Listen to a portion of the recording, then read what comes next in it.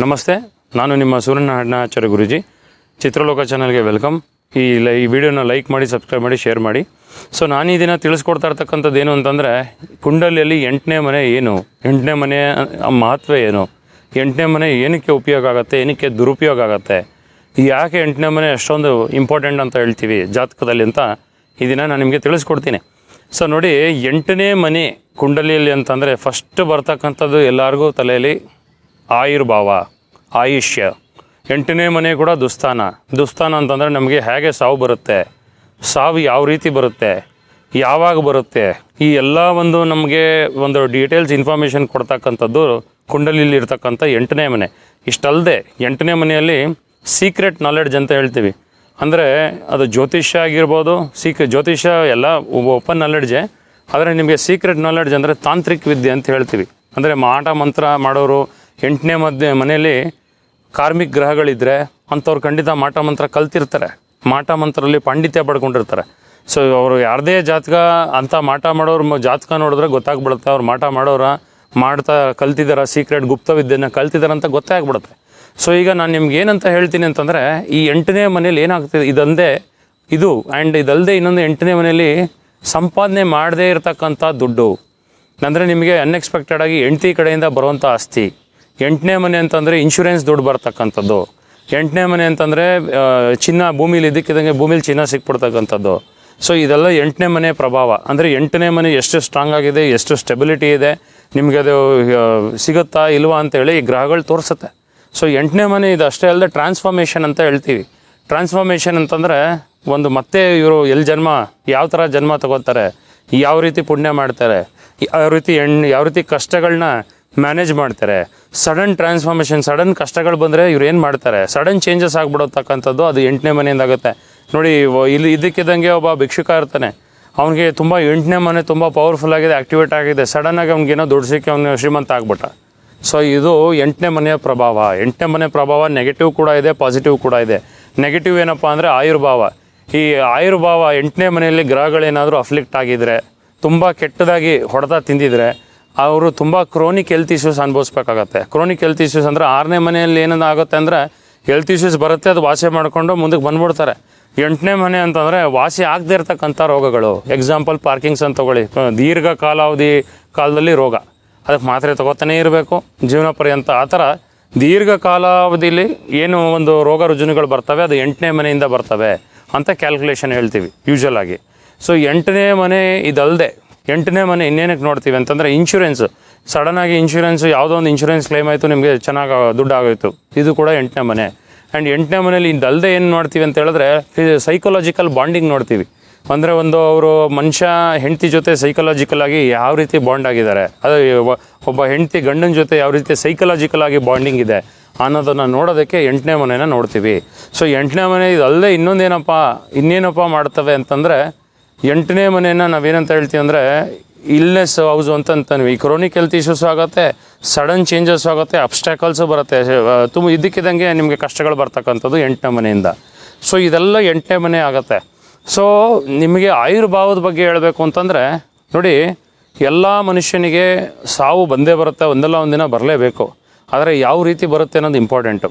ಈಗ by chance ನೋಡಿ, 8ನೇ ಮನೆ ನಿಮ್ಮದು ಈಗ ವೃಶ್ಚಿಕ ರಾಶಿ ಆಗಿದೆ ಅಂತ ಅಂದ್ಕೊಳ್ಳಿ. ವೃಶ್ಚಿಕ ರಾಶಿ ಅಂದರೆ ಫಿಕ್ಸ್ಡ್ ಸೈನ್ ಅಂತ ಹೇಳ್ತೀವಿ. ವೃಶ್ಚಿಕ ರಾಶಿ, ವೃಷಭ ರಾಶಿ, ಕುಂಭರಾಶಿ, ಇದು ಫಿಕ್ಸ್ಡ್ ಸೈನ್ ಆಗುತ್ತೆ. ಈ ಫಿಕ್ಸ್ಡ್ ಸೈನಲ್ಲಿ ಏನಾಗುತ್ತೆ ಅಂದರೆ ಅದು ಚೇಂಜ್ ಆಗಲ್ಲ, ಮೂವ್ ಆಗಲ್ಲ, ಅದು ಫಿಕ್ಸ್ ಆಗಿರುತ್ತೆ. ಅಂದರೆ ಫಿಕ್ಸ್ಡ್ ಸೈನ್ ಯಾರು 8ನೇ ಮನೇಲಿ ರಾಶಿ ಇರುತ್ತೆ, ವೃಶ್ಚಿಕ ರಾಶಿ, ಕುಂಭರಾಶಿ, ವೃಷಭ ರಾಶಿ ಇರುತ್ತೆ, ಅವರ ಜಾತಕದಲ್ಲಿ ಅವರು ಮನೆ ಒಳಗಡೆ ನಿಧನ ಆಗ್ತಾರೆ ಅಂತ ಕ್ಯಾಲ್ಕುಲೇಷನು. 8ನೇ ಮನೇಲಿ ಯಾರು ರಾಶಿ ಬಂದು 8ನೇ ಮನೆಯಲ್ಲಿ ಡಬಲ್ ನೇಚರ್, ಡ್ಯುಯಲ್ ಸೈನ್ ಆಗಿರುತ್ತೆ, ಅಂದರೆ ಮಿಥುನ, ಧನಸ್ಸು, ಕನ್ಯಾ, ಮೀನರಾಶಿ ಆಗಿರುತ್ತೆ 8ನೇ ಮನೆ, ಅವರು ಮನೆಯಿಂದ ಹೊರಗಡೆ ಸಾಯ್ತಾರೆ ಅಂತ ಅರ್ಥ. ಅಂದರೆ ಹಾಸ್ಪಿಟ್ಲ್ ಆಗಿರ್ಬೋದು, ಮನೆಯಿಂದ ಬೇರೆ ಇದಾಗಿರ್ಬೋದು, ಮೇನ್ಲಿ ಮನೆಯಿಂದ ಹೊರಗಡೆ ಸಾಯ್ತಾರೆ ಅಂತ ಅರ್ಥ. 8ನೇ ಮನೆಯಲ್ಲಿ ಬೈ ಚಾನ್ಸು ನಿಮಗೆ ಈಗ ಮೂವೇಬಲ್ ಸೈನು ಅಂತಂದರೆ ಮೇಷರಾಶಿ, ಮಕರ ರಾಶಿ, ತುಲಾ ರಾಶಿ, ಕರ್ಕಾಟಕ ರಾಶಿ ಏನಾರು ಆಗಿದ್ದರೆ ಇಲ್ಲೇನಾಗುತ್ತೆ ಅಂತಂದರೆ, ನೀವು ಟ್ರಾನ್ಸಿಟ್ ಮನೆಯಿಂದ ಹೋಗ್ಬೇಕಾದ್ರೆ ಹಾಸ್ಪಿಟ್ಲಿಗೆ ಆ ಟೈಮಲ್ಲಿ ಸಾವಾಗುತ್ತೆ ಅಂತ ಜಾತಕ ಹೇಳುತ್ತೆ. ಸೊ ಈ 3 ಥರದ ಒಂದು ಆಯುರ್ಭಾವ ನಾನು ನಿಮ್ಗೆ ತಿಳಿಸ್ಕೊಟ್ಟಿದ್ದೀನಿ ಯಾವ ರೀತಿ ಸಾವಾಗುತ್ತೆ ಅಂತೇಳಿ. ಈಗ ಆಯುರ್ಭಾವಕ್ಕೆ ಬರ್ತೀನಿ ನೋಡಿ. 8ನೇ ಮನೆ ಅಧಿಪತಿ ಬೈ ಚಾನ್ಸ್ ತುಂಬ ಪವರ್ಫುಲ್ ಆಗಿದ್ದಾನೆ 11ನೇ ಮನೆಯಲ್ಲಿ, ಇಲ್ಲ ಒಳ್ಳೆ ಶುಭ ಸ್ಥಾನದಲ್ಲಿ ಕೂತಿದ್ದಾನೆ ಅಂತಂದರೆ ಯಾವುದೇ ಕಾರಣಕ್ಕೂ ಅವ್ರಿಗೆ ಸಾವು ಸ್ಟೇಜಾಗಿ ಬರೋದೇ ಇಲ್ಲ. ದೀರ್ಘ ಕಾಲಾವಧಿವರೆಗೂ ಅವ್ರು ಬದುಕಿರ್ತಾರೆ. ಅದೇ 8ನೇ ಮನೆ ಅಧಿಪತಿ 8ನೇ ಮನೆಯಲ್ಲೇ ಇದ್ದು ಬೈ ಚಾನ್ಸ್ ಏನಾದರೂ ಕ್ರೂರಗಳ ಜೊತೆ ಸಿಗಾಕೊಂಬಿಟ್ರೆ ಅವರ ಲೈಫ್ ಸ್ಪ್ಯಾನು ಶಾರ್ಟ್ ಆಗಿಬಿಡುತ್ತೆ, ಅವರ ಆಯುಷ್ಯ ಕಮ್ಮಿ ಆಗಿಬಿಡುತ್ತೆ. ಸೊ ಅವರ ಆಯುಷ್ಯ ಮನುಷ್ಯನಿಗೆ ಕಮ್ಮಿ ಯಾವಾಗ ಆಗುತ್ತೆ ಅನ್ನೋದು ಇದಕ್ಕೆ. ಆಯುಷ್ಯ ಯಾವಾಗ ಜಾಸ್ತಿ ಇರುತ್ತೆ ಅಂತ ಹೇಳ್ತೀನಿ. 8ನೇ ಮನೆಯಲ್ಲಿ ಯೂಶ್ವಲಾಗಿ 8ನೇ ಅಧಿಪತಿ ನಮಗೂ ನೋಡಿ, ಒಬ್ಬ ಮನುಷ್ಯನ ಆಯುಷ್ಯ ಗಟ್ಟಿ ಇದೆ ಅಂತ ನೋಡೋದಕ್ಕೆ ನಾವೇನು ಮಾಡ್ತೀವಿ, ಫಸ್ಟು ಚಂದ್ರನ ನೋಡ್ತೀವಿ ಜಾತಕದಲ್ಲಿ, ಅದಾದಮೇಲೆ ಶನಿದೇವ್ರನ್ನ ನೋಡ್ತೀವಿ. ಶನಿದೇವರು ಆಯುಷಿಗೆ ಕಾರಕ. ನೆಕ್ಸ್ಟ್ ಏನು ಮಾಡ್ತೀವಿ ನಾವು, 8ನೇ ಮನೆ ಅಧಿಪತಿನ ನೋಡ್ತೀವಿ, ಲಗ್ನಾಧಿಪತಿನ ನೋಡ್ತೀವಿ. ಈ 4 ಗ್ರಹಗಳು ತುಂಬ ಪವರ್ಫುಲ್ಲಾಗಿ ಪ್ಲೇಸ್ ಆಗಿದೆ ಅಂತಂದರೆ ಪೂರ್ಣ ಆಯುಷು. ಇದರಲ್ಲಿ ಏನಾದರೂ ಅಫ್ಲಿಕ್ಷನ್ ಆಗಿದೆ ಅಂತಂದರೆ ಮಧ್ಯಮ ಆಯುಷು. ಕಂಪ್ಲೀಟ್ ಅಫ್ಲಿಕ್ಷನ್ ಆಗಿದೆ ಅಂತಂದರೆ ಅಲ್ಪ ಆಯುಷು, 30 ವರ್ಷದ ಮೇಲೆ ಎಲ್ಲ ಅವ್ರಿಗೆ ನಿಧನ ಆಗಿಬಿಡ್ತಾರೆ. ಸೊ ಈ ಒಂದು ಸ್ಟೆಪ್ ಬೈ ಸ್ಟೆಪ್ ಪ್ರೊಸೀಜರ್ ನಿಮಗೆ 8ನೇ ಮನೆ ಬಗ್ಗೆ ನಾನು ನಿಮಗೆ ಆಯುರ್ಭಾವದ ಬಗ್ಗೆ ತಿಳಿಸ್ಕೊಟ್ಟಿದ್ದೀನಿ. ಮೇನಾಗಿ ಈಗ 8ನೇ ಮನೇಲಿ ಇನ್ನೊಂದು ಹೇಳಬೇಕು ಅಂತಂದರೆ, ಈಗ 8ನೇ ಮನೇಲಿ ಯಾವ್ಯಾವ ಗ್ರಹ ಇದ್ದರೆ ಏನೇನು ಫಲಗಳು ಕೊಡ್ತವೆ ಅಂತ ನಾನು ನಿಮ್ಗೆ ತಿಳಿಸ್ತೀನಿ ನೋಡಿ. ಈಗ 8ನೇ ಮನೇಲಿ ಸೂರ್ಯ ಇದ್ದಾನೆ ಅಂತ ಅಂದ್ಕೊಳ್ಳಿ. ಅದು ಸೂರ್ಯ 8ನೇ ಮನೇಲಿ ಭಾಳ ವೀಕ್ ಆಗಿಬಿಡ್ತಾನೆ, ಎಲ್ಲ ಅಶುಭ ಫಲಗಳನ್ನ ಕೊಡೋಕ್ಕೆ ಸ್ಟಾರ್ಟ್ ಮಾಡ್ತಾನೆ. ಸೂರ್ಯ 8ನೇ ಮನೆಯಲ್ಲಿ ಬೈ ಚಾನ್ಸ್ ತುಂಬ ಒಳ್ಳೆಯ ಒಂದು ವಿಪರೀತ ರಾಜ್ಯೋಗ ಏನಾದ್ರು ಮಾಡ್ತಿದ್ರೆ ಆವಾಗ ಸ್ವಲ್ಪ ಒಳ್ಳೆ ರಿಸಲ್ಟ್ಸ್ ಕೊಡುತ್ತೆ. ಇಲ್ಲಾಂದರೆ ಸೂರ್ಯ 8ನೇ ಮನೇಲಿ ಬಂದು ಉಚ್ಚ ಸ್ಥಿತಿ ಆದರೂ ಕೂಡ ಫಸ್ಟ್ ಕ್ಲಾಸ್ ರಿಸಲ್ಟ್ಸ್ ಕೊಡುತ್ತೆ, ಆಯುಷ್ಗೆ ತುಂಬ ಪವರ್ಫುಲ್ಲಾಗಿ ಕೊಡ್ತಾನೆ. ಆದರೆ ಸೂರ್ಯ 8ನೇ ಮನೇಲಿ ಬೈ ಡಿಫಾಲ್ಟು ನೆಗೆಟಿವ್ ಆಗುತ್ತೆ. ಅದು ಕೂಡ ಶತ್ರು ರಾಶಿಗೆ ಏನಾದ್ರು ಬಂದುಬಿಟ್ರೆ ತಂದೆಗೂ ಕೂಡ ತಂದೆ ಆಯುಷ್ಗೂ ಕೂಡ ತೊಂದರೆ ಆಗುತ್ತೆ, ಇವ್ರ ಆಯುಷ್ಗೂ ಕೂಡ ತೊಂದರೆ ಆಗುತ್ತೆ. ಆ ಟೈಮಲ್ಲಿ ನಾವೇನು ಮಾಡ್ತೀವಿ ಅಂದರೆ, ಇದಕ್ಕೆ ಪರಿಹಾರ ಏನು ಗೊತ್ತಾ ನಿಮಗೆ? ಇದಕ್ಕೆ ಏನು ಪರಿಹಾರ ಮಾಡಬೇಕು, ಈ ಥರ ಸೂರ್ಯ 8ನೇ ಮನೆಗೆ ಬಂದು ಲಾಸ್ ಆಗಿಬಿಟ್ರೆ ಅದಕ್ಕೆ ನೀವು ಪ್ರಾಪರಾಗಿ ಇದನ್ನು ಮಾಡ್ಕೊಳ್ಳೇಬೇಕು. ಪಿತೃದೋಷ ಪೂಜೆ ಮಾಡ್ಕೋಬೇಕು, ಜೊತೆಗೆ ಸೂರ್ಯನಿಗೆ ಶಾಂತಿ ಮಾಡಬೇಕು, ಆ ಗ್ರಹಕ್ಕೆ ತಕ್ಕಾಗೆ ಒಂದು ರೆಮಿಡಿಗಳನ್ನ ಮಾಡಲೇಬೇಕಾಗತ್ತೆ. ಸೊ 8ನೇ ಮನೇಲಿ ದೋಷ ಇದ್ದರೆ ಏನು ಮಾಡಬೇಕು?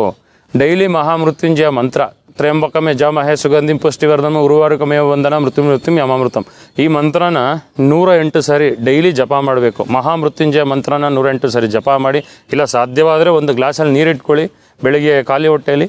ಈ ಒಂದು ಮಂತ್ರನ 108 ಸರಿ ಜಪ ಮಾಡಿ, ಶಿವನ ಮಂತ್ರ 108 ಸರಿ ಜಪ ಮಾಡಿ, ನೀವು ಅದನ್ನು ಆ ನೀರನ್ನ ಖಾಲಿ ಹೊಟ್ಟೆಯಲ್ಲಿ ಕುಡೀರಿ. ಇದರಿಂದ ಏನಾಗುತ್ತೆ ಅಂದರೆ, ಖಾಲಿ ಹೊಟ್ಟೆಯಲ್ಲಿ ನೀರು ಕುಡಿದ್ರೆ ಏನಾಗುತ್ತೆ ಗುರುಜಿ ಅಂತ ಕೇಳ್ತೀರಾ? ನೀರಲ್ಲ, ಮಂತ್ರದ ನೀರಾಗುತ್ತೆ, ಔಷಧಿ ಆಗುತ್ತೆ. ಅದು ಮಂತ್ರ ಹೇಳಿದ ತಕ್ಷಣ ನೋಡಿ, ನೀರು ಈಗ ದೇವಸ್ಥಾನದಲ್ಲಿ ಕೊಡೋದು ನೀರೇ, ಅದನ್ನು ತೀರ್ಥ ಅಂತ ಯಾವ ರೀತಿ ಹೇಳ್ತೀರಾ? ದೇವರ ಒಂದು ಅರ್ಚನೆ ಆದಮೇಲೆ ಅದು ತೀರ್ಥ ಅಲ್ವಾ? ಅದೇ ರೀತಿ ಮಂತ್ರ ಹೇಳಿದ್ಮೇಲೆ ಇದು ಕೂಡ ಔಷಧಿ ಆಗುತ್ತೆ. ಇದೇ ರೀತಿ ಧನ್ವಂತರಿ ಮಂತ್ರ ಕೂಡ ಹೇಳ್ಬೋದು. ನಿಮಗೆ ತುಂಬ ಆರೋಗ್ಯ ಸಮಸ್ಯೆ ಆಗ್ತಾಯಿದೆ ಅಂತಂದರೆ ಮಹಾಧನ್ವಂತರಿ ಮಂತ್ರ ಹೇಳಿಬಿಟ್ಟು ಇದನ್ನು ನೀವು ಆ ನೀರನ್ನ ಗ್ಲಾಸ್ ಹಿಡ್ಕೋಬೇಕು, ಮಹಾಧನ್ವಂತರಿ ಮಂತ್ರ ಹೇಳ್ಬಿಟ್ಟು ಅದನ್ನು ಆ ನೀರನ್ನ ಖಾಲಿ ಹೊಟ್ಟೆಲಿ ಕುಡಿಬೇಕು. ಆಗೇನಾಗುತ್ತೆ ಅಂತಂದರೆ ನಿಮಗೆ ಹೆಲ್ತ್ ಇಶ್ಯೂಸ್ ಏನೇನಿದೆ ಬರೀ ನೀರಲ್ಲೇ ವಾಸ ಆಗುತ್ತೆ, ಅಷ್ಟೊಂದು ಪವರ್ ಇರುತ್ತೆ ಆ ಮಂತ್ರಗಳಿಗೆ.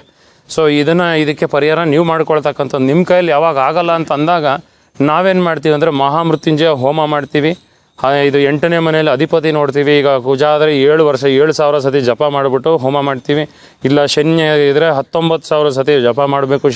ಶನಿ ಮಂತ್ರ ಜಪ ಮಾಡಿ ಪೂಜೆ ಮಾಡಬೇಕು. ಒಂದು ಒಳ್ಳೇದೇನಪ್ಪ ಅಂತಂದರೆ, ಶನಿದೇವ್ರು 8ನೇ ಮನೇಲಿ ಬಂದರೆ ಭಾಳ ಒಳ್ಳೆಯದು. ಶನಿ 8ನೇ ಮನೇಲಿದ್ದರೆ ಏನಾಗುತ್ತೆ ಅಂತ ಹೇಳ್ತೀನಿ.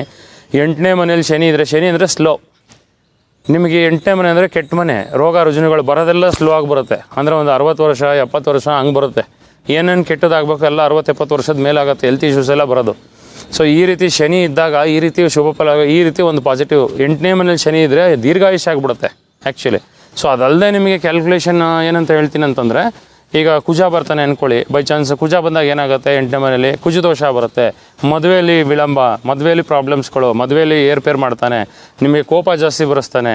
8ನೇ ಮನೇಲಿ ಕುಜ ಏನಾದರೂ ಅಫ್ಲಿಕ್ಟ್ ಆದರೆ, ಶನಿ ಜೊತೆ ಬೈ ಚಾನ್ಸ್ ಕುಜ ಇದ್ದರೆ ಆಕ್ಸಿಡೆಂಟ್ಗಳು ಯೋಗ ಕೂಡ ಆಗುತ್ತೆ. 8ನೇ ಮನೆ ಆಕ್ಸಿಡೆಂಟ್ ಕೂಡ ನೋಡ್ತೀವಿ ನಾವು ಆ್ಯಕ್ಚುಲಿ.